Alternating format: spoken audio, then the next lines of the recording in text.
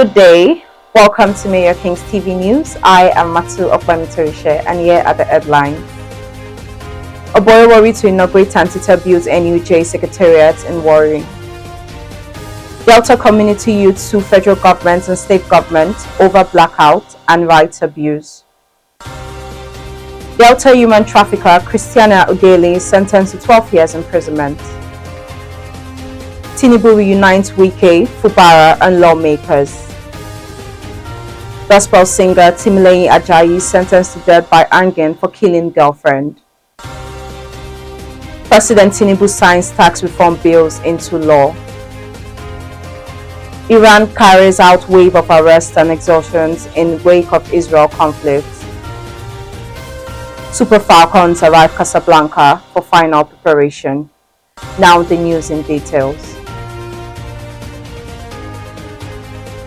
The Warri Correspondents Chapel of Nigeria journalists, NUJ, Delta State, is set to inaugurate its newly built and fully furnished permanent secretariat on Friday, June 27, 2025, courtesy of Tantita Security Services Nigeria Limited, a leading private security company based in Warri.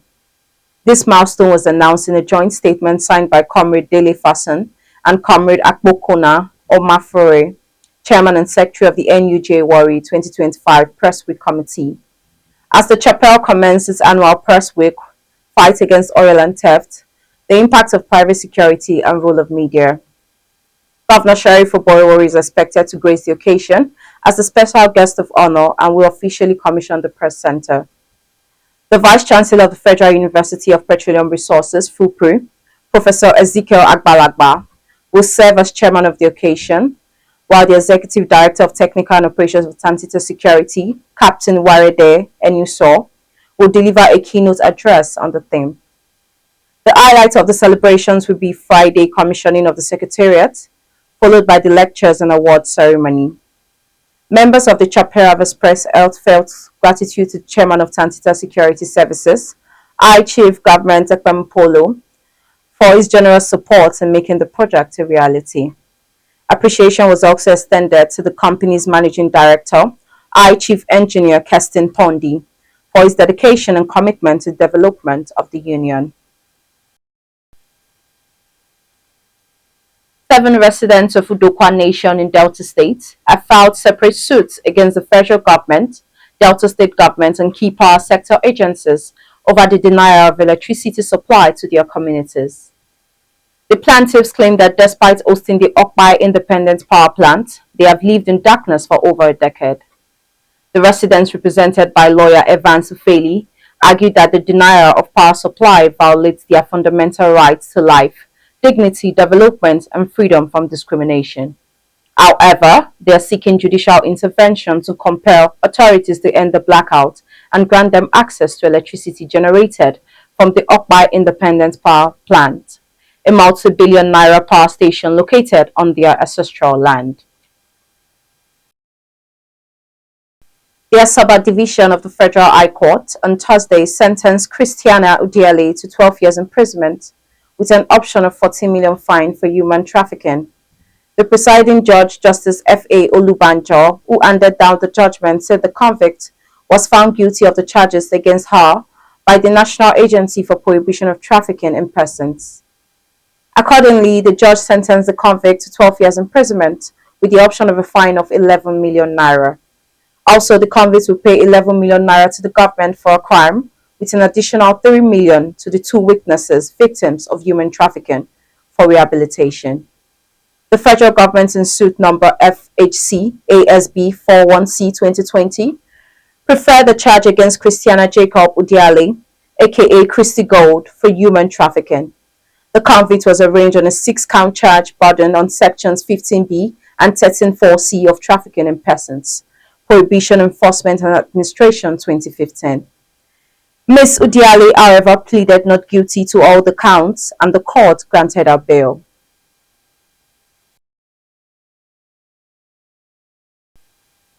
President Bola Tinubu has reunited the Minister of Federal Capital Territory, Nyesom Wike, suspended Rivers State Governor Similaye Fubara, and the members of the State House of Assembly. Minister of the Federal Capital Territory and former Rivers State Governor Nyesom Wike on Thursday night confirmed that the political rift between him and Governor Siminalayi Fubara has been resolved following a peace meeting brokered by President Bola Tinubu in Abuja. Speaking to journalists after the closed-door meeting at the presidential villa, Abuja, Wike said both camps have reached a final agreement to end hostilities and work in unity. The meeting with the president came after an earlier one between Fubara and the FCT minister and the lawmakers. The development was also confirmed by the special advisor to the president on information and strategy, Bayo Onunaga, in a post on his X handle on Friday. Meanwhile, the suspended Rivers State Governor, Siminalayi Fubara, confirmed the truce, describing the development as a moment of divine intervention and a crucial turning point for Rivers State. Now on the entertainment news. 5 months after gospel singer Timileyin Ajayi allegedly murdered and dismembered his girlfriend, Salome Adiado, he has been sentenced to death. The High Court in Lafia, Nasarawa State has sentenced gospel musician Timileyin Ajayi to death by hanging for the murder of his girlfriend, Salome Adiado. Justice Simon Aboki on Thursday found Ajayi guilty of culpable homicide after months of trial. Ajayi was convicted under Section 221 of the Penal Code of Northern Nigeria, which prescribes the death penalty for culpable homicide. Recall that in January, Ajayi was arrested in Agwansaki, Orozo, Nasarawa State, while attempting to dispose the severed head of Mr. Diado, a 24-year-old youth corps member 7 in Abuja. Following his arrest, he was charged and arraigned before the State High Court in Lafia. After the prosecution and defense submitted their final witness addresses, the presiding judge, Justice Simon Aboki, adjourned the matter for judgment to 26 June. In its Thursday report, the station stated the judge consequently sentenced Ajayi to death by hanging. Now on the business news.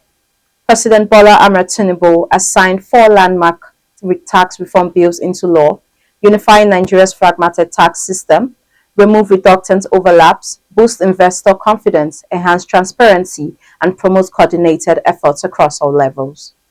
President Tinubu described the legislation as a clear departure from previous policies, emphasizing that the reforms are designed to ease the burden on working families, small businesses, and low-income earners, while eliminating inefficiency that has long plagued Nigeria's fiscal structure. The president on Thursday said in a post on his verified X handle that the new tax limit forms the groundwork for the Nigeria of tomorrow, focused on unlocking opportunities for all. The Nigerian leader explained that with the new tax reform laws, the Bola Tinubu-led administration is now laying the foundation for a tax regime that is fair, transparent, and fit for a modern, ambitious Nigeria. Now on the foreign news. Iranian authorities have carried out a wave of arrests and multiple executions of people suspected of links to Israeli intelligence agencies in the wake of the recent war between the two countries. It comes after what officials describe as an unprecedented infiltration of Iranian security services by Israeli agents. Authorities suspect information fed to Israel played a part in a series of high-profile assassinations during the conflict. This included the targeted killings of senior commanders from the elite Islamic Revolutionary Guard Corps, IRGC, and nuclear scientists, which Iran attributes to operative of Israel's Mossad intelligence agency working inside the country.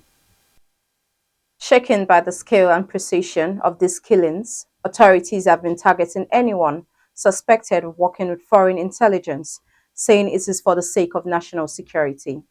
However, many fear this is also a way to silence dissent and tighten control over the population. During the 12-day conflict, Iranian authorities executed 3 people accused of spying for Israel. On Wednesday, just 1 day after the ceasefire, 3 more individuals were executed on similar charges. Now on the sports news. Nigeria's Super Falcons have arrived Casablanca, Morocco for their final preparations ahead of the 2024 Women's Africa Cup of Nations. 22 players and team officials made the trip to Casablanca from Lisbon, Portugal. Also, Bay FC striker Aissatou Lushola and China-based forward Folashade Ijamusili arrived Casablanca on Tuesday. Justin Madugu's side battled Portugal to a 0-0 draw in a friendly Lisbon on Monday night. The nine-time African champions will be up against external rivals Black Queens of Ghana in another friendly on Sunday. The Super Falcons will begin their WAFCON 2024 campaign against Tunisia on Sunday, July 6th at the Labi Zaouli Stadium in Casablanca. Subsequent group fixtures will see them face Botswana and Algeria as they look to maintain their proud record of always reaching at least the semi-finals since the competition inception in 1998.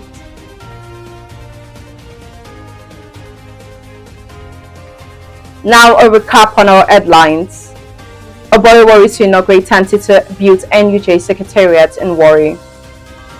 Delta community youth sue federal government and state government over blackout and rights abuse. Delta human trafficker Christiana Ogieli sentenced to 12 years imprisonment. Tinubu reunites Wike, Fubara and lawmakers.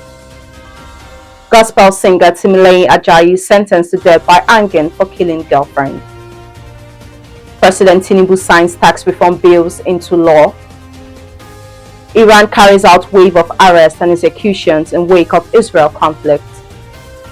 Super Falcons arrive Casablanca for final preparation. That's the news as detailed by Timiola Emanuela. I am Matu Akbarmitarishe. Thanks for watching.